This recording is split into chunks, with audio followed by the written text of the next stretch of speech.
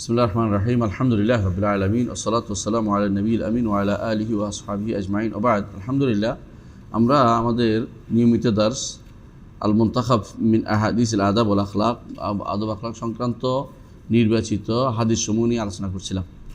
আমরা 23 নম্বর অধ্যায় হচ্ছে বাবুস সবর অধ্যায়। 23 নম্বর অধ্যায়ের দ্বিতীয় অংশ আজকে আলোচনা করব। একটা অধ্যায় আমরা শেষ করতে পারিনি, সেই হিসাবে আজকে আমাদের দার্স হবে 25 নম্বর দার্স হবে। আজকে আমাদের 10 নম্বর হবে 25। আজকে আমরা দুটি হাদিস পড়বো ইনশাআল্লাহ, এবার থেকে শিক্ষাটা জেনে আমাদের আজকের দার্স শেষ করব। প্রথম হাদিসটি হচ্ছে সবর সংক্রান্ত হাদিস। আনাস বিন মালিক রাদিয়াল্লাহু আনহু قال, আনাস বিন মালিক রাদিয়াল্লাহু থেকে বর্ণিত, তিনি বলেন, মাররা নবী সাল্লাল্লাহু আলাইহি ওয়াসাল্লাম বিমরাআতিন তাবকি ইনদা কবরি। রাসূলুল্লাহ সাল্লাল্লাহু আলাইহি ওয়াসাল্লাম এক নারীর পাশ দিয়ে যাচ্ছিলেন যে তার একটা কবরের পাশে বসে কাঁদছিল। নারী কবরের পাশে বসে কাঁদছিল। ফাকালা ইত্তাকিল্লাহা ওয়াসবিরি। রাসূলুল্লাহ সাল্লাল্লাহু আলাইহি ওয়াসাল্লাম তাকে বললেন, ওই নারীকে, ইত্তাকিল্লাহা, আল্লাহ তাকওয়া অবলম্বন করো এবং সবর করো, আল্লাহ তাকওয়া অবলম্বন করো এবং সবর করো। ক্বালাত, নারী বলল, ইলাইকা আন্নি, আমার থেকে দূরে সরে যাও। মানে বিপদে পড়লে হুঁশ থাকে না, কি বলে, নারী বলল, ইলাইকা আন্নি, আমার থেকে দূরে সরে যাও। রাসূলুল্লাহ সাল্লাল্লাহু আলাইহি ওয়াসাল্লামকে চিনতে পারেনি, এটা একটা কারণ, পরে আসতেছে। দ্বিতীয় হচ্ছে, অনেক সময় বিপদের সময় কাকে কি বলে হুঁশ থাকে না, এদের বলছে দূরে সরে যাও, তুমি দূর হওয়ার মতো অবস্থা। ইলাইকা আন্নি, আমার থেকে দূরে সরে যাও, আমাকে ছেড়ে দাও আমার পথে। সে কাঁদছিল। ফা ইন্নাকা লাম তুসাব বিমুসিবাতি, তুমি তো আর আমার মুসিবতে পড়া নাই, সেজন্য তুমি বলতেই পারো এটা। সাধারণত কেউ নসিহত করলে অনেক সময় মানুষ উল্টা রিয়েক্ট করে বলে, তোমার বিপদ তো আর আমার বিপদ এক না, তুমি তো আনন্দে আসো, তোমার তো সমস্যা নেই। অনেক আরেকজন বিশেষ করে ঈর্ষাও করে। তো বিশেষ করে যে ব্যক্তি বিপদে পড়ে সে অনেকটা আরেকজনকে সহ্য করতে কমে পারে, যে এ তো বিপদে পড়ে না, আমি বিপদে পড়ছি, এরকম। ওলাম তারেফু, ওই মহিলা রাসূলুল্লাহ সাল্লাল্লাহু আলাইহি ওয়াসাল্লামকে চিনতে পারে নাই। ওই মহিলা রাসূলুল্লাহ সাল্লাল্লাহু আলাইহি ওয়াসাল্লামকে চিনতে পারে নাই, মনে করছে এরকম কত মানুষের সাথে কথা বলে, এটা বলছে। ফাকিল আলাহা, তখন তাকে বলা হলো, ইন্নাহুন নবী সাল্লাল্লাহু আলাইহি ওয়াসাল্লাম, কী করছো তুমি, কার সাথে কথা বলছো, তো রাসূলুল্লাহ সাল্লাল্লাহু আলাইহি ওয়াসাল্লাম, তার সাথে তুমি এরকম কথা বলছো কেন? ফাআতাত বাবান নবী সাল্লাল্লাহু আলাইহি ওয়াসাল্লাম, এটা শুনে রাসূল তো চলে আসছেন, কারণ যেখানে আর কথা বলার সুযোগ নেই সেখানে কথা বলেন নাই। মহিলা দৌড়ে আসছে রাসূলুল্লাহ সাল্লাল্লাহু আলাইহি ওয়াসাল্লামের দরজায়, বাড়িতে চলে আসলো। ফালাম তাজিদ ইনদাহু বাওয়াবিন, তিনি এসে দেখলেন যে রসুলের বাড়িতে কোনো পাহারাদার নাই। সাধারণত বড় লোকদের বাড়িতে পাহারাদার থাকে। হয়তো তার ধারণা ছিল রসুলের বাড়ি অর্থাৎ বিশাল ব্যাপার হবে, বিশাল কিছু হবে, কোনো পাহারাদার থাকবে, আটকাবে, আমারে ঢুকতে দিবে না, এরকম কিছু মনে করছে। কিন্তু রাসূলুল্লাহ সাল্লাল্লাহু আলাইহি ওয়াসাল্লামের কাছে চলে গেলেন ভিতরে, যাইয়া বললেন যে, ইয়া রাসূলুল্লাহ, লাম আরিফকা, আমি তো আপনাকে চিনতে পারিনি। এখন তিনি ধৈর্য ধারণ করছে, তাকওয়া অবলম্বন করছে, কিন্তু চিনতে পারেনি বলতে আসছে। রাসূলুল্লাহ সাল্লাল্লাহু আলাইহি ওয়াসাল্লাম তখন বললেন, ফাকালা ইন্নামাস সবরু ইনদা সদমাতিল উলা, ইন্দামাস সবরু ইনদা সদমাতিল উলা, সবর ধরতে হয় যখন প্রথম চোট লাগে, তখন প্রথম আঘাতেই সবর করতে হয়। পরে অনেকেই সবর করে, না পারতে অনেকেই সবর করে। ব্যথা যখন পান প্রথম কিন্তু খুব চিল্লাচিল্লি করে, কয়দিন পরে ব্যথা বাড়লেও আর কিছু বলে না, বলে তো কী করবো। কিন্তু এইটা আগে বলার দরকার ছিল, তখন বলার দরকার ছিল, আল্লাযিনা ইযা আসাবাতহুম মুসিবাতুন ক্বালু ইন্না লিল্লাহি ওয়া ইন্না ইলাইহি রাজিউন। মানে প্রথমবারে আপনার বলার দরকার ছিল, আমরা সবাই আল্লাহর জন্য আল্লাহর কাছে ফিরে যাব। এটা হচ্ছে রাসূলুল্লাহ সাল্লাল্লাহু আলাইহি ওয়াসাল্লামের আল্লাহ নির্দেশিত আদর্শ, রাসূলুল্লাহ সাল্লাল্লাহু আলাইহি ওয়াসাল্লামের নিয়ম ছিল এটাই। তো কীভাবে বলতো, আমরা ওই দিন বলছিলাম, মনে আছে আপনাদের, প্রথমে বলতে হবে আলহামদুলিল্লাহ ইন্না লিল্লাহি ওয়া ইন্না ইলাইহি রাজিউন, আলহামদুলিল্লাহ ইন্না লিল্লাহি ওয়া ইন্না ইলাইহি রাজিউন। আলহামদুলিল্লাহ কেন? রাসূলুল্লাহ সাল্লাল্লাহু আলাইহি ওয়াসাল্লাম একটা হাদিসে তিনি বলেছেন, যখন কোনো ভালো অবস্থা তখন বলতো আলহামদুলিল্লাহ, আর যখন খারাপ অবস্থা কী বলতো, আলহামদুলিল্লাহ আলা কুল্লি হাল। তো এখন মানুষ বিপদে বলে আলহামদুলিল্লাহ আলা কুল্লি, সর্ব অবস্থা আলহামদুলিল্লাহ। কেউ যদি বলে আলহামদুলিল্লাহ ইল্লাযী লা ইউহমাদু আলা মাকরুন সিওয়াহু, কেউ এটা বানায়, এটা জায়েজ নেই। কারণ কষ্টের মধ্যে এই কথা বলা জায়েজ নেই যে রাসূলুল্লাহ কষ্ট মনে করে দিতে পারলাকে। আল্লাহ জানেন বান্দা কী কষ্টে আছে, কারণ বান্দার আল্লাহর পক্ষ থেকে এটা তার জন্য নির্ধারণ করা হয়েছে। নির্ধারণ কেন করা হয়, কষ্ট কেন নির্ধারণ করা হয়? কষ্ট নির্ধারণ করা বান্দাকে পরীক্ষা করার জন্য। ওয়া নাবলুকুম বিল খায়রি ওয়াশ শাররি ফিতনাতান ওয়া ইলাইনা তুরজাউন, ভালো মন্দ দুইটাতে আল্লাহ পরীক্ষা করেন। তো বন্দাকে পরীক্ষা করেন আল্লাহ তাআলা, ভালো দিয়েও পরীক্ষা করেন, খারাপ দিয়েও পরীক্ষা করেন, এটা একটা। আরেকটা হলো তার মর্যাদা বৃদ্ধির জন্য, সে ধৈর্য ধারণ করতে পারে তার মর্যাদা বৃদ্ধি করবে, আল্লাহ তাআলার উদ্দেশ্য এটা। এই জন্য নবীদেরকে বেশি কষ্ট দিয়েছেন, নবীদের গুনার কারণে নয়, এটা হলো মর্যাদা বৃদ্ধির জন্য। তো একজন মানুষ সবর করবে আইন্দা সদমাতুল উলা, প্রথম চোটে, এটা হচ্ছে রাসূলুল্লাহ সাল্লাল্লাহু আলাইহি ওয়াসাল্লাম আদর্শ। পরে যেটা বলা হয় এটা সবর না, পরেটা বাধ্য হয়ে করছে, তার কিছু করার নাই, কদিন পরে এমনি চুপ মেরে যায়। দুনিয়ায় অনেক কিছুই ঘটে, মানুষ শেষে চুপ মেরে যায়, কিন্তু প্রথম যদি সবর করতে পারতো এটা তার জন্য সবর হিসেবে গৃহীত হতো। কিন্তু এটা তো সে প্রথমভাবে সবর যখন সবর হিসেবে গ্রহণ করে না, তখন সবরের সবটাও সে পায় না, সবরের সবটাও সে পায় না। দ্বিতীয় হাদিস হচ্ছে আনাস ইবনে মালিক রাদিয়াল্লাহু আনহু, আনাস ইবনে মালিক রাদিয়াল্লাহু আনহু থেকে বর্ণিত, তিনি রাসূলুল্লাহ সাল্লাল্লাহু আলাইহি ওয়াসাল্লামের খাদেম, খাস স্পেশাল খাদেম ছিলেন, এবং আগের হাদিসটাও তার থেকে বর্ণিত। তিনি বলেন, সামি'তু নবী সাল্লাল্লাহু আলাইহি ওয়াসাল্লাম ইয়াকুল, আমি রাসূলুল্লাহ সাল্লাল্লাহু আলাইহি ওয়াসাল্লামকে বলতে শুনেছি, ইন্নাল্লাহ ক্বাল, আল্লাহ তাআলা বলেছেন, আল্লাহ তাআলা বলেছেন। এটা কী হবে তখন? হাদিসে কুদসি, দেখি বলে হাদিসে কুদসি। আর আমরা জানি যে হাদিসে কুদসির শব্দ, হাদিসে কুদসির অর্থ কার? আল্লাহ, শব্দ আল্লাহ, কিন্তু কোরআন না এটা। অনেকে যেটা বলে শব্দ রাসূলের অর্থ আল্লাহর, কথা ঠিক না। তো এটা হাদিসে কুদসি হচ্ছে শব্দ আল্লাহর, অর্থ আল্লাহর, কিন্তু এটা কোরআন না, এটা মাতলু না, এটা কোরআন তেলাওয়াত করলে কাজ হবে না, নামাজের ভিতরে তেলাওয়াতের জায়গা না, এটা তাহাদ্দি না, চ্যালেঞ্জ না এটার মধ্যে।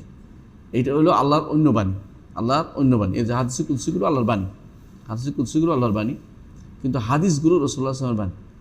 অর্থটা আল্লাহর পক্ষ থেকে, নির্দেশটা আল্লাহর পক্ষ থেকে, কিন্তু বাণীটা রাসূলের পক্ষ থেকে। তাহলে বোঝা গেলে পার্থক্যটা আমাদের জানি। তো এখানে কী বলছেন? রাসূলুল্লাহ সাল্লাল্লাহু আলাইহি ওয়াসাল্লামকে বলতে শুনেছি, ইন্নাল্লাহ ক্বাল, আল্লাহ তাআলা বলেছেন, ইজাবতালাইতু আবদি, যখন আমি আমার বান্দাকে পরীক্ষা করি, বে হাবিবাতাইহি, তার প্রিয় দুটি জিনিস দিয়ে। প্রিয় দুটি জিনিস কি বান্দার মধ্যে? দুটি চোখ, দুটি চোখ।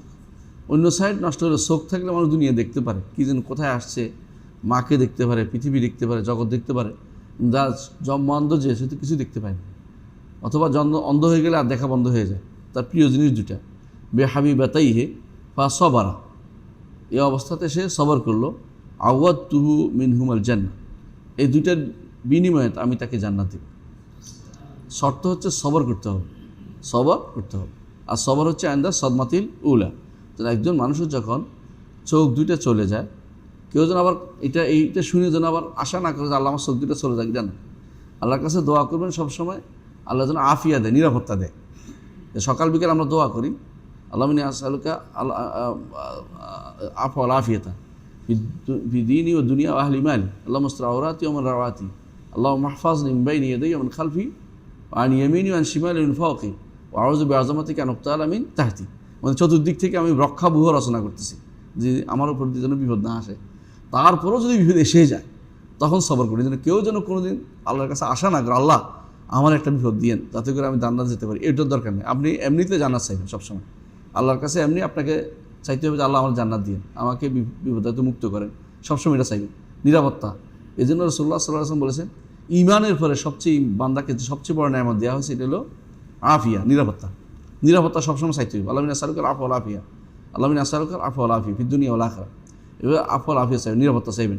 কিন্তু যদি এসে যায় কারো ধরনের চোখ দুটা নষ্ট হয়ে গেল কোনো কারণে, অনেক মানুষ আসছে শেষ জীবনে নষ্ট হয়, অনেক বৃদ্ধ মানুষ আছে, অনেক অসুস্থতার কারণে হয়ে যায়, তখন কি করতে হবে? রাসূলুল্লাহ সাল্লাল্লাহু আলাইহি ওয়াসাল্লাম বলেছেন, যদি কেউ সবর করে, আওয়াদতুহু মিনহুমাল জান্নাহ, তাকে জান্নাত দিয়ে দেবো। সুবহানাল্লাহ। অর্থাৎ দিছেনও তিনি, নিয়েছেনও তিনি, আবার তিনি সওয়াবও দিবেন, তিনি সওয়াবও দিবেন। বিপদও দিয়েছেন, তিনি চান যে বান্দা কী করে, বান্দা যেন ধৈর্য ধারণ করে।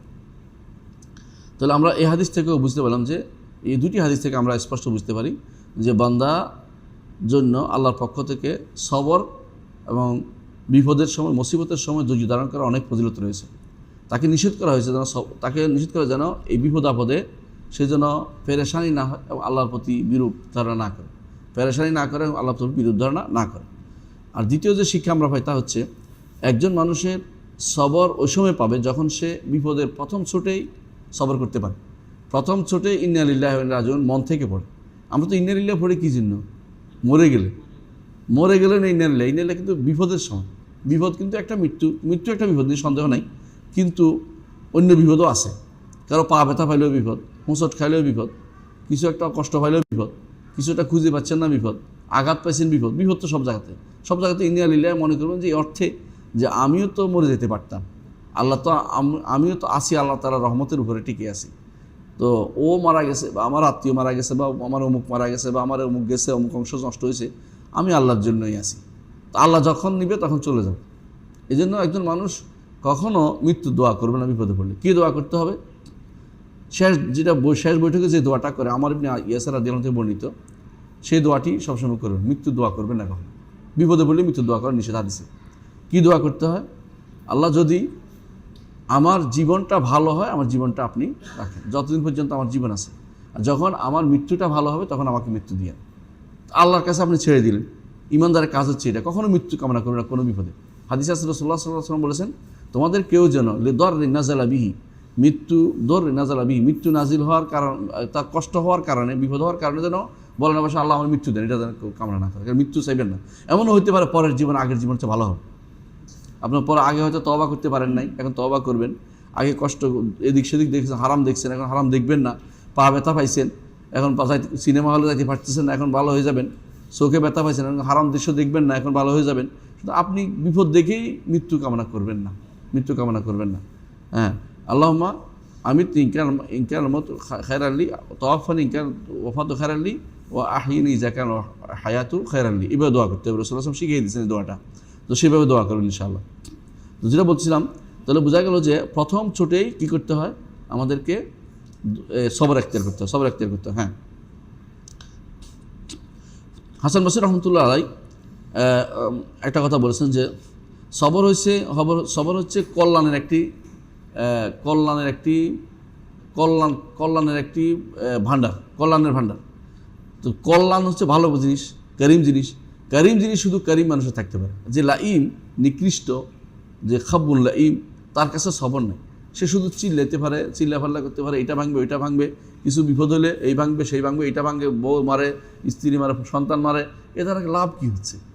এ দ্বারা কোনো লাভ হচ্ছে না। এর অর্থ হচ্ছে তার মধ্যে কারামত নাই, তার মধ্যে সারাফত নাই, তার মধ্যে ভদ্রতা নেই, নম্রতা নেই। সে আল্লাহ তাআলার বিপদ তিনি সৃষ্টি করেছেন, বিপদ দিয়েছেন, তার এই বিপদে সে ধৈর্য ধারণ করতে পারেনি। এই জন্য উমর ইবনে আব্দুল আজিজ রহমতুল্লাহ আলাইহি তিনি এই বিষয়টি তার মিম্বরে বলেছেন যে দুনিয়ার বুকে আল্লাহ তাআলা যাকে যে নেয়ামত দিয়েছেন, নেয়ামত উঠায় নেওয়ার পরে সেখানে যত নেয়ামতই দিয়েছেন আল্লাহ তাআলা, তার থেকে উত্তম নেয়ামতের সবর, উত্তম নেয়ামত সবর। অর্থাৎ তাকে হয়তো কিছু দেয়, প্রকাশ্যে কিছু দেয় নাই, কিন্তু সবর দিছে মনে করতে হবে সব কিছু পেয়ে গেছে। কারণ আল্লাহ তাআলা বলেছেন ইন্নামা ইউওয়াফাস সাবিরুন আজরাহুম বিগাইরি হিসাব, যারা সওয়াবের যারা আল্লাহ তাকে বিনা হিসাবে দান করবেন আখিরাতে। আর বিনা হিসাবে পেতে চাই আমরা আখিরাতে, আল্লাহ তাআলার পক্ষ থেকে এটার বিশাল সুযোগ রয়েছে। আরেকটি শিক্ষা হচ্ছে এই হাদিস থেকে, সেটা হচ্ছে এই হাদিসগুলো থেকে মুলাজাত আমরুল মারুফ ওয়া নাহি আনিল মুনকার। সবসময় ভালো সৎ কাজের আদেশ, অসৎ কাজের নিষেধ থেকে লেগে থাকতে হবে। আপনি বুঝেন আর না বুঝেন, ও মহিলা চিনি কি না চিনি আপনার দরকার নেই। মহিলাকে রাসূল কিন্তু কী করেছেন? সৎ কাজের আদেশ দিয়েছেন, অসৎ কাজে নিষেধ করেছেন। যে মহিলা ইত্তাকিল্লাহ, আল্লাহ তাকওয়া অবলম্বন করো, ওয়াসবিরি, অর্থাৎ যা ফাজা থেকে না করতে, পেরেশান না হতে তাকে সাবধান করেছেন। তাহলে এই জন্য প্রত্যেকটি মানুষের উচিত যে কোনো অবস্থায় যার যতটুকু সামর্থ্য আছে সৎ কাজের আদেশ এবং অসৎ কাজ থেকে নিষেধ করতে হবে। এটা নিয়ে করলে কি হবে না হবে সেটা যে আপনার ভয় লাগে, সেটা আপনি কমে আসবেন। যতটুকু পারেন অতটুকু আপনার চেষ্টা করতে হবে আপনাকে, যদি ভয় বেশি থাকে। চতুর্থ যে শিক্ষা সেটা হচ্ছে মা কান আলাইহিস সালাতু ওয়াস সালাম মিনাত তাওয়াদু ওয়ার রিফকি বিল জাহিল। রাসূলুল্লাহ সাল্লাল্লাহু আলাইহি ওয়াসাল্লাম বিনয়ী ছিলেন এবং জাহেলের প্রতি তার কিছু কোমলতা ছিল। এই মহিলারা বলতে পারতেন, এই ছেলেগুলি ধরো, এই মহিলাকে ভালো করে খবর নাও, কেন সেইটা শুনলো না আমার কথা, আমার মতো নবী আর কেউ আসবে দুনিয়াতে? রসুলের মতো নবীকে আসছে। তখন তো রাসূলুল্লাহ সাল্লাল্লাহু আলাইহি ওয়াসাল্লাম কি বিনয় প্রকাশ করেছেন, চলে আসছেন যে থাক, বুঝে না, জাহেল মানুষ, মূর্খ মানুষ, বুঝে নাই। কিন্তু আবার আসছেন রসুলের দরবারে, রসুল তখন তাকে কিছুই বলেন নাই, কোনো তিরস্কার করেন নাই, শুধু একটা কথাই বলছেন, সবর ধরতে হলে আমি যখন বলছি তখন সবর করার দরকার ছিল, এখন তুমি সবর করে কি করবে? এখন তো সবরের জায়গা শেষ হয়ে গেছে, তো তখনই তোমার সবর করার দরকার ছিল। পঞ্চম যে শিক্ষা আমরা পাই তা হচ্ছে যে সবসময় আল্লাহর তাকওয়া অবলম্বন করার নির্দেশ, ওসিয়ত করা, এটা খুব ভালো। কেউ যদি আপনাকে বলে আমাকে একটা ওসিয়ত করুন, সবার আগে ওসিয়ত করুন তাকওয়া, সবার একটা ওসিয়ত করুন তাকওয়া। ওসিয়ত করতে বলেন নাই, তখন আপনি তাকওয়ার ওসিয়ত করবেন কাউকে, সন্তানদেরকে যাওয়ার আগে তাকওয়ার ওসিয়ত করবেন। এই জন্য হজে যাবেন, উমরায় যাবেন, কোনো সফরে যাবেন, দূরে যাবেন, বাইরে যাবেন, সন্তান যাবে তাকেও তাকওয়ার ওসিয়ত করুন, সে যাচ্ছে তাকেও তাকওয়ার ওসিয়ত করুন, আপনি যাচ্ছেন আপনি তাকে তাকওয়ার ওসিয়ত করে তারপর বের হন। এটা রাসূলুল্লাহ সাল্লাল্লাহু আলাইহি ওয়াসাল্লামের আদর্শ। আর রাসূলুল্লাহ সাল্লাল্লাহু আলাইহি ওয়াসাল্লাম ষষ্ঠ যে শিক্ষা আমরা পাই সেটা হচ্ছে যে বিপদে যে ব্যক্তি পড়বে সে কথাবার্তা উল্টাপাল্টা বললে তার ওজর গ্রহণ করা উচিত, তার ওজর গ্রহণ করে বলে ফেলছে থাক, তাকে এটা নিয়ে তিরস্কার করা উচিত। সপ্তম যে শিক্ষা আমরা পাই সেটা হচ্ছে যে নেয়ামত, চোখের নেয়ামত বড় নেয়ামত, চোখের নেয়ামত বড় নেয়ামত, অনেক বিশাল নেয়ামত। যে ব্যক্তি এটা হারানোর পর ধৈর্য ধারণ করবে তার জন্য সবচেয়ে বড় নেয়ামতটা রয়েছে, সেটা কি? জান্নাত, জান্নাতের নেয়ামতটা রয়ে গেছে। এই জন্য হাদিস এক বর্ণনায় দেখতে পাই, আমাদের ওস্তাদ বলতেন প্রায় ঘটনাটা খুতবার মধ্যে, শেখ হুযাইফা আলিয়ার হুযাইফা, তিনি বলতেন এক লোক 70 বছর আল্লাহর ইবাদত করেছে, কিছুই করেনি, শুধু ইবাদত করে মরছে। মরার সময় মরার পরে শেষ ফেরেশতাদেরকে আল্লাহ তাআলা বললেন, আদখিলু আবদি বিরহমাতিল জান্নাহ, আমার বান্দাকে আমার রহমতে জান্নাতে প্রবেশ করান। বেটা মনে করলো যে অনেক ইবাদত করেছি, কিছু করিনি জীবনে, শুধু ইবাদত করে গেছে, শুধু ইবাদত করে গেছে, আমার তো আমল আছে, আল্লাহ একটু উল্লেখ করলো না, রহমতের কথা বলতেছেন। তো বলে যে ইয়া রাব্বি আমালি, আল্লাহ আমার আমল দিয়ে জান্নাত দিন। আল্লাহ বলছে ঠিক আছে, তোমার কি নেয়ামত দিয়েছি দেখাচ্ছি। চোখের নেয়ামত, শুধু চোখের নেয়ামত খুলে দেখছেন যে চোখের নেয়ামতে 70 বছর ইবাদত বাদ হয়ে আরও বাকি রয়ে গেছে, এখন কি করবে? বলছি ইয়া রাব্বি আদখিলনি জান্নাতা বিরহমাতিকা, আল্লাহ আমাকে আপনার রহমতে জান্নাতে প্রবেশ করান। বোঝা গেল যে কোনো ব্যক্তি আল্লাহর রহমত ছাড়া জান্নাতে যেতে পারবে না। তো এখানে দেখেন চোখের নেয়ামত বড় বড় নেয়ামত, এই জন্য আল্লাহ এটাকে আগে তুলে ধরেছেন। একজন মানুষ চোখের হারানোর পরে যদি ধৈর্য ধারণ করতে পারে, আল্লাহ তাআলা তার বিনিময়ে তাকে সর্বোচ্চ জায়গাটায় দেবেন, সেটা হচ্ছে জান্নাত দিবেন। এটা এই হাদিস থেকে আমরা শিক্ষা অর্জন করতে পারি। তো আসলে এই সবর একটা গুরুত্বপূর্ণ জিনিস। সবরের আমি কয়েকটা ফজিলত বর্ণনা করতে চাই। এক নম্বর হচ্ছে সবর বোঝায় যে একজন মানুষের ঈমান এবং ইসলাম সুন্দর হয়েছে, একজন মানুষের ঈমান এবং ইসলাম সুন্দর হয়েছে। দেখুন, সবর না করলে আল্লাহর কোনো ক্ষতি নেই, কিন্তু আপনার লাভ আছে সবর করলে। আল্লাহর কিছু আপনি করতেই পারবেন না, কোনো কিছু হয়ে গেলে আপনি কিছু যত লাফালাফি করেন না কেন, বাস্তবে এটা দ্বারা কোনো উপকৃত আপনি হতে পারবেন না, আপনি শুধুমাত্র ক্ষতিই করবেন নিজের। তাহলে সবর করাটা মূলত ঈমান এবং ইসলামের পূর্ণতার উপর প্রমাণবহ। দ্বিতীয় হচ্ছে যে ব্যক্তি সবর করবে, কোরআনে কারিমে আল্লাহ তাআলা বলেছেন যে ইয়াহদে কালবাহু, যে তার অন্তরকে আল্লাহ হেদায়েত দিবেন, অর্থাৎ অন্তরের মধ্যে তার প্রশান্তি আসবে এবং সে ভালো কিছু করতে পারবে। 3 নম্বর শিক্ষা হচ্ছে আল্লাহ তাকে ভালোবাসবে, মানুষও তাকে ভালোবাসবে, আল্লাহ তাকে ভালোবাসবে, মানুষ তাকে ভালোবাসবে। 4 নম্বর শিক্ষা হচ্ছে কোরআনে কারিম, এগুলো সবগুলো দলিল আছে কোরআনে কারিমটা আমি দিচ্ছি না, কোরআনে কারিমে 4 নম্বর হচ্ছে আল্লাহ তাআলা বলছেন সবর করলে আল্লাহ তাআলা দুনিয়ার বুকে মানুষকে প্রতিষ্ঠা করবেন। সবর না করে উল্টাপাল্টা করলে প্রতিষ্ঠিত হওয়ার আশা করতে পারেন না। যত বেশি সবর করবেন তত বেশি আল্লাহ তাআলা আপনাকে প্রতিষ্ঠিত করবে। কোরআন আল্লাহ উল্লেখ করেছেন সূরা সাজদার মধ্যে ওয়া জাআলনাহুম আইম্মাতান ইয়াহদুনা বিআমরিনা লাম্মা সাবারু, তাদেরকে নেতা বানাইছি কেন? তারা সবর করেছে। যে ব্যক্তি পড়ালেখা সবর করে নাই, সে ব্যক্তি কিন্তু নেতা হতে পারে নাই। শাইখুল আলবানী রহমতুল্লাহ আলাইহি একটা হাদিসের একটা শব্দ, একটা পাতা খুঁজতেছে, একটা বইয়ের একটা পাতা পাচ্ছে না, বই পাতাটা কই গেল, একটা পাতা, বুঝছেন, মানে এরকম একটা পাতা ছেঁড়া। এই পাতাটা খুঁজতে গিয়ে তিনি মাকতাবা জাহিরিয়া বে দামেস্ক, বিশাল এক লাইব্রেরি দামেস্কে আমাদের একসময় বিশাল ছিল, জানেন, মুসলিম সভ্যতার প্রাণকেন্দ্র ছিল। এই লাইব্রেরি ডরে কেউ ঢুকতো না। তিনি এই লাইব্রেরির পাতা একটার পর একটা খুঁজতে সমস্ত লাইব্রেরি খুঁজে পেয়েছে একটা পাতার জন্য। আর দাঁড়িয়ে তিনি পড়তেন, তার ছবি দেখবেন দাঁড়িয়ে পড়তেছে, কেন? বসে ঘুম আসবে এই জন্য। এই সফরের কারণে তিনি সারা বিশ্বের মুসলিমদের কাছে তিনি একজন নন্দিত ব্যক্তি হয়েছে, কারণ তাকে সবাই সম্মান করে। এখন শাইখুল আলবানী রহমতুল্লাহ আলাইহি বলে এবং বলতে থাকবে, হিংসা যারা করে তারা হচ্ছে হিংসুটে, আর কিছুই না। যারা এলেমের ব্যাপারে সবর করবে না, দ্বীনের ব্যাপারে সবর করবে না, তাকওয়াত ব্যাপারে সবর করবে না, তারা কিন্তু কখনো প্রশংসিত হতে পারে না। কিন্তু আল্লাহ তাআলা ইমাম তাদেরকেই বানাবে যারা কি করে, সবর এখতিয়ার করে। আল্লাহ তাআলা কোরআনে সেটা উল্লেখ করেছেন, ওয়া জাআলনাহুম আইম্মাতান ইয়াহদুনা বিআমরিনা লাম্মা সাবার, যখন সবর করেছে, যখন সবরে ইয়াকিন ওয়া কানু বিআয়াতিনা ইউকিনুন, সবরে ইয়াকিন দুইটা জিনিস থাকলে দৃঢ় প্রত্যয় থাকে যে আল্লাহ আমাকে সাহায্য করবেন, এরপরে সবর করে বসে আছেন, ধরে আছেন, তার কিন্তু বরকত হয়। আপনি ধরেন ব্যবসাতেও কিন্তু দেখবেন বরকত কখন হয়, যখন আপনি ব্যবসা নিয়ে বসে আছেন, আজকে একটা, কালকে একটা, পরশু একটা, দেখবেন কোনো ব্যবসা লাভ হচ্ছে না, শুধু লস আর লস। কিন্তু একটা ব্যবসা ধরে একদম ভালো করে একসময় দেখবেন যে আপনার একটা কাজে লাগছে। আল্লাহ তাআলা ওই সময় মানুষকে দেয় যখন দেখে যে বান্দার সবর আছে। আরেকটি শিক্ষা আমরা যাই সবরের মধ্যে, সেটা হচ্ছে সবর জান্নাতের আল ফওজুল জান্নাহ ও নাজাত মিন নার ঘোষণা আল্লাহর পক্ষ থেকে দেওয়া হয়েছে কোরআনে কারিমে। তো এর অর্থ হচ্ছে আপনি সবর যে করে তার জন্য জান্নাত যাওয়ার সফলতা ঘোষণা রয়েছে, আর জাহান্নাম থেকে মুক্তির ঘোষণা এসেছে। 6 নম্বর যে শিক্ষা বা উপকারিতা সবর, তা হচ্ছে মাইয়াতুল্লাহ ইন্নাল্লাহ মা'আস সাবিরিন। আপনারা বলতে পারেন আল্লাহর সাথে আছেন, সাথে থাকার অর্থ কী? আল্লাহ তো আরশের উপরে, সাথে থাকার অর্থ কী? সাথে থাকার অর্থ দুই রকম। সাধারণভাবে সারা পৃথিবীর সবার সাথে আল্লাহ আছেন, এটা কি? দেখছেন, জানছেন। ইন্নানি মা'কুমা আসমাউ ওয়া আরা, কোরআন আল্লাহ বলছেন আমি তোমাদের দুজনে আছি, দেখছি এবং জানছি। আসমাউ ওয়া আরা, শুনছি। ফেরাউন কি বলবে আমি জানি। মুসা আলাইহিস সালাতু ওয়াস সালাম কাছে, মুসা আলাইহিস সালাম হারুনকে যখন পাঠাইছেন ফেরাউনের কাছে, বললেন যে আমি তোমাদের সাথে আছি, তোমরা যাও, আমি দেখছি এবং জানছি। অর্থাৎ সাথে কথা আরশের উপর থেকে তিনি সবই দেখেন। আমরা এখানে কথা বলছি, তিনি অবশ্যই দেখতেছেন এবং জানতেছেন, শুনতেছেন। তো এরকম আল্লাহ তাআলা এক দেখা হচ্ছে সবার সাথে, আরেকটা স্পেশাল সাথে থাকা, সেটা কি? এক সাথে থাকা হচ্ছে সবাই, সেটা কি? দেখা অংশ না। আর স্পেশাল হচ্ছে সাহায্য করা। তো যে ব্যক্তি সওয়াবে তাকে আল্লাহ সাহায্য করে, তাকে আল্লাহ সাহায্য করে। সুতরাং আল্লাহ তাআলার মাইয়াতুল্লাহ, সওয়াবের যে সাহায্য, সবর করে যে আল্লাহ তার পক্ষ তার জন্য স্পেশাল সাথিত্য আছে, সেটা হলো আল্লাহ তাকে সাহায্য করবেন। 7 নম্বর হচ্ছে কিয়ামতের দিন আল্লাহ তাআলা যারা সবর করবে তাদেরকে স্পেশালভাবে যে ভয় থেকে তাদেরকে মুক্তি দিবেন, ভয় থেকে মুক্তি দিবেন। আল্লাহ তাআলা কোরআনে কারিমে উল্লেখ করেছেন যে ফাজিয়া মান ফিস সামাওয়াতি ওয়াল আরদ, আসমান জমিনে যা আছে সব ভয়ে ভীত সন্ত্রস্ত হয়ে যাবে। কিন্তু যারা সবর করতে পারে তারা কি, তাদেরকে আল্লাহ তাআলা এমন দৃঢ় শক্তি দিবেন, এমন অন্তরের মধ্যে দৃঢ়তা দিবেন, তারা ভয় থেকে মুক্ত থাকবে। 8 নম্বর হচ্ছে যে যারা সবর করতে পারে প্রকৃত পুরুষ বলে তাদেরকে বলা যায়। সবর করে না মেয়েরা, এই জন্য মেয়েদেরকে কবর জিয়ারতে নিষেধ করছে। কারণ কবর জিয়ারতে গেলে, কারণ তারা নিজেদেরকে সহ্য করতে পারে না, হাঁপাই তোফাই চিল্লাফাল্লা করে, এই জন্য তাদেরকে কখনো কবর জিয়ারতে রাসূলুল্লাহ সাল্লাল্লাহু আলাইহি ওয়াসাল্লাম অনুমোদন করেন নাই, হাদিসে নিষেধ আসছে।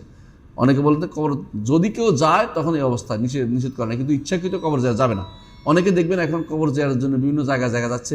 এমনিতেই যদি কেউ কবর জিয়ারতের জন্য শাহজালাল শাহপরান যায়, এটা এমনিতে জায়েজ নেই। কেন জায়েজ নেই বলেন তো? রাসূলুল্লাহ সাল্লাল্লাহু আলাইহি ওয়াসাল্লাম নিষেধ করেছেন 3 জায়গা ছাড়া কেউ যেন কোনো অতিরিক্ত সওয়াবের আশায়, কিছু পাওয়ার আশায় যেন না যায়। 3 জায়গা যেতে বলছে, কিন্তু মক্কা, মদিনা এবং বাইতুল মাকদিস। এই 3 জায়গা ইহুদিরা যা দখল করে আছে, এই 3 জায়গা যদি যায় অতিরিক্ত সওয়াব পাবো। আর কোথাও অতিরিক্ত সওয়াবে যেতে পারবেন না। জ্ঞান অর্জনের জন্য আপনি যেতে পারবেন, জ্ঞান অর্জনের জন্য আপনি অনেক জায়গায় যেতে পারবেন, কিন্তু জ্ঞানের জন্য, সবরের জন্য যেতে পারবেন। আচ্ছা, কোন কাজে আপনি যাবেন শাহজালাল মাজারে? আপনি পাইতে চান কিছু। যেই ব্যক্তি পাওয়ার জন্য কোনো মাজারে যাবে, তার ঈমান শেষ, তার হজ শেষ, তার সলাত শেষ, সে কাফের হয়ে গেছে। কারণ মাজারে কিছু পাওয়া যায়। কোনো ব্যক্তি মাজারে যদি বলেন আমি জিয়ারতের জন্য যাচ্ছি, আপনার বাবার কবর তো আছে, বাবার কবর জিয়ারত করেন না কেন? মায়ের কবর জিয়ারত করলে তো হয়। আপনার দাদার কবর জিয়ারত করেন না কেন? আপনার বোন আছে, আত্মীয় স্বজন আছে, নানার কবর আছে, জিয়ারত করলেই তো হয়। আপনি ওখানে যাচ্ছেন কোনো না কোনো উদ্দেশ্য, যে কিছু না কিছু সেখানে পাওয়া যাবে, এই উদ্দেশ্য যাচ্ছেন। সুতরাং আপনার ঈমান হারা হয়ে যাচ্ছেন। তো যে ব্যক্তি, এই জন্য মেয়েরা বেশিরভাগ যখন যায় বেপরোয়া হয়ে যায়, কী করবে? কান্নাকাটি, চোখের পানি ফেলতে শুরু করে, চিল্লাচিল্লি করবে। এই জন্য রাসূলুল্লাহ সাল্লাল্লাহু আলাইহি ওয়াসাল্লাম তাদেরকে নিষেধ করেছেন। রাসূল বলেছেন কি, লাআনাল্লাহু যায়রাতিল কুবুর, যে সমস্ত নারীরা জিয়ারত করে বেড়ায় সেই সমস্ত নারীদের উপর আল্লাহ লানত। এই জন্য নিষিদ্ধ। এবং সেখানে গেলে তারা বেশিরভাগই চেয়ে বসে, টাকা দেয়, নাম লেখে। আপনি যদি আশ্চর্য হবেন, নাম লেখে, দেখা যায় নাম লেখে, সুতা বাঁধে, কত কিছু যে করে। এর অর্থ হচ্ছে তারা কিন্তু মনে করে কিছু পাওয়ার আশাই করছে। এই জন্য ধৈর্য ধারণ ওই ব্যক্তি করতে পারে যার মধ্যে পৌরসত্ব আছে। পৌরসত্ব হচ্ছে ধৈর্য ধারণের প্রমাণ। আচ্ছা, ধৈর্য ধারণ হচ্ছে পৌরসত্বের প্রমাণ। আর 9 নম্বর, আমি সর্বশেষ যেটা বলতে চাচ্ছি, যে কোরআনে কারিম আল্লাহ তাআলা সবর করলে কী দিবেন বলছেন? যে রহমত দিবেন, বরকত দিবেন আল্লাহর পক্ষ থেকে, এবং আল্লাহ তাকে স্মরণ করবেন। কোরআনে কারিম আল্লাহ তাআলা উল্লেখ করেছেন। এর অর্থ হলো সওয়াবের যারা, তার জন্য পুরস্কার রয়েছে। দুনিয়াতে বাঁচতে হলে আমাদের কিন্তু সবর করতেই হবে, সবর করতে হবে। এই জন্য ওমর রাদিয়াল্লাহু আনহু বলেছেন যে আমরা যে দুনিয়াতে বেঁচে আছি, সবরের মাধ্যমে বেঁচে আছি। সবরের কারণে আমরা সবচেয়ে সম্মানিত হয়েছি। সাহাবায়ে কেরাম সবর করেছে মক্কার জীবনে, আপনি দেখছেন কি সবর করেছে। এই সবরের কারণে তারা সারা জীবন তাদেরকে মানুষ স্মরণ করবে, সবচেয়ে বেশি স্মরণ করবে, সবচেয়ে কষ্ট বেশি পেয়েছে। যে এই সাহাবি কষ্ট পায়নি, তার কথা কিতাবেও আসে নাই, হাদিসেও আসে নাই। যে সাহাবি তার সবর করেছে, যেমন আম্মার বিন ইয়াসির, নবী ফরিদ, বেলাল রাদিয়াল্লাহু আনহু, ওদের কথা আমরা সারা জীবন বলি, কারণ সবরের কারণে সবাই মনে করতেছে তাদের কথা। সুতরাং তাদের মর্যাদা ওমর রাদিয়াল্লাহু আনহু বলছেন যে এই যে সবরের কারণে আমরা যে দুনিয়াতে জীবনটা লাভ, সবচেয়ে সম্মানের জন্য লাভ করেছি সবরের কারণে, এটাই সত্য। ওমর রাদিয়াল্লাহু আনহু এটা, আলী রাদিয়াল্লাহু আনহু বলেছেন যে সবর হচ্ছে একজন মানুষের শরীরের মধ্যে মাথা স্বরূপ। একজন মানুষের জন্য শরীরের মধ্যে মাথার যেমন যে মূল্য, সবরের সেরকম মূল্য। সুতরাং একজন শরীর থেকে মাথা কেটে দিলে মূল্য থাকে না, সবর কেটে দিলে মানুষের সে মূল্য থাকে না। অনুরূপভাবে অন্যান্য ইমাম উনি আবার বলেছেন, আলী রাদিয়াল্লাহু আনহু বলেছেন যে সবর হচ্ছে যে এমন এক বাহন, যে বাহন কোনোদিন হুঁচট খায় না, আর কানা বা স্বল্প তুষ্টিতে হয়েছে এমন তরবারি যা কোনোদিন কোনো কিছু কাটা থেকে বিরত থাকে না, অর্থাৎ কানা আদি স্বল্প তুষ্টিতে আপনার অনেক কিছু থেকে মুক্তি দিবে। তো সবর আসলেই খুবই গুরুত্বপূর্ণ জিনিস। সবরের বিপরীত কী? সবর বিপরীত কীটা জানতে হবে। সবর বিপরীত হচ্ছে যার কাছে অভিযোগ দিলে আপনার কোনো কাজ নেই, তার কাছে অভিযোগ দেন। ধরেন আপনার এমন লোকের কাছে আপনি অভিযোগ দিচ্ছেন যে আপনার কিছুই করতে পারবে না, আল্লাহ আমার এই চোখটা নিয়ে গেছে, তাই বলেন যে আমার চোখে ব্যথা করতেছে, এই করতেছে, সে ডাক্তার না, সে আপনাকে উপকার করতে পারবে না, এমন লোকের কাছে অভিযোগ দেওয়াটা সবরের বিপরীত। এটা অভিযোগ দিবেন না কোনোদিন, বলবেনও না। কি হয়েছে ডাক্তারের কাছে বলবেন। ডাক্তার হয়তো আপনাকে ওষুধ দিতে পারে, তার কাছে শুধুমাত্র বলতে পারেন যে আমার চোখে ব্যথা করতেছে, কিন্তু শুধু হাইটে আমার কোমরে ব্যথা কেন, আমার এটা কেন ওইটা কেন, জায়গায় জায়গায় শুধু সারাক্ষণ অসুখের কথা বলা, এটা রাসূলুল্লাহ সাল্লাল্লাহু আলাইহি ওয়াসাল্লাম আদর্শের বাইরে এবং এটা রাসূলের উদ্দেশ্য ছিল না। 2 নম্বর হচ্ছে যে জিহ্বার মধ্যে সবসময় একটা জিনিস রাখবেন, সেটা হলো শুকরিয়া, আলহামদুলিল্লাহ আলহামদুলিল্লাহ রাখবেন। কথায় কথায় শুধু জিহ্বা দিয়া বলা, রোগ বলে বেড়ানো, এটা রাসূলুল্লাহ সাল্লাল্লাহু আলাইহি ওয়াসাল্লাম এটা সবরের বিপরীত। 3 নম্বর হচ্ছে অন্তরের মধ্যে শুধু আল্লাহর উপর রাগ করে আছেন, এটা করতে পারেন না। বিপদে পড়ে রাগে মরে যাচ্ছেন, আল্লাহ আমারে দেখে কেবল, অনেকে বলে নাউজুবিল্লাহ, আর কারো দেখে না, অমুকের দেখে না, এটা না, আপনাকে দেখছে। আপনি যেহেতু আল্লাহ তাআলা আপনার সবরের রেঞ্জের ভিতরে আছেন, আপনি শুকরিয়া দেখেন, আলহামদুলিল্লাহ আমি আল্লাহ তাআলা নিশ্চয় আমার প্রতি ভালো কোনো করার ইচ্ছা করেছেন, এটাই হলো মূল কথা। 4 নম্বর যেটা করতে পারবেন না সেটা হচ্ছে অনেকে সবর করে কাপড় ছিঁড়ে ফেলে, কাপড় ছিঁড়ে এটা করা যাবে না। 5 নম্বর যেটা করা যাবে না, অনেকে কী করে হাত মুখ সোমরাতে থাকে, শরীরে চুল উড়াই থাকে, দাঁড়িয়ে ছিঁড়তে থাকে, এগুলি সবগুলি নিষিদ্ধ। 6 নম্বর হচ্ছে যে আপনি 6 নম্বর হচ্ছে যে আপনি করতে পারবেন না, চুল উঠাইতে পারবেন না। আর 7 নম্বর হচ্ছে বিলাপ করতে পারবেন না। 8 নম্বর হচ্ছে আপনি অনেকে এক হাতে আরেক হাতে মারে, কী করলাম এরকম করতে থাকে, এগুলো সবই কিন্তু সবরের বিপরীত। আর অনেকে নিজের উপর বিপদ ডেকে আনে, আমার মরণ আসে না কেন, আমি এটা হলো না কেন, হায় রে আমি মরণের আগে মরলাম না কেন, এর আগে মরে গেলাম না কেন, এটা কখনো বলা শরীয়তে সবরের বিপরীত মনে করতে হবে। আর একটা হচ্ছে অনেক সময় বেশি চিল্লায় সবর পাইলে, এগুলি কোনোটাই করা যাবে না, এগুলি সবই হচ্ছে সবরের বিপরীত কাজ। আসলে সবরটা বান্দার জন্য আসছে, এই জন্য আল্লাহর নাম সবুর না, এটা জানতে হবে আমাদেরকে। অনেকে আছে সবুর আল্লাহর নাম সাব্যস্ত হয়, এই জন্য আব্দুস সবুর নামটা আসলে দলিল ভিত্তিক হয়নি, আল্লাহর জন্য সবুর শব্দটা আসে নাই। সবর করবে বান্দা, বুঝে আসছে কথাটা। আর সবর যদি শুদ্ধ হইতো তখন অর্থ হইতো সবরের কারণে আল্লাহ পুরস্কার দিবেন, অর্থ হইতো আল্লাহ যে সবর করবে তাকে আল্লাহ তাআলা তার সবর গ্রহণ করবেন, এটা হলো উদ্দেশ্য।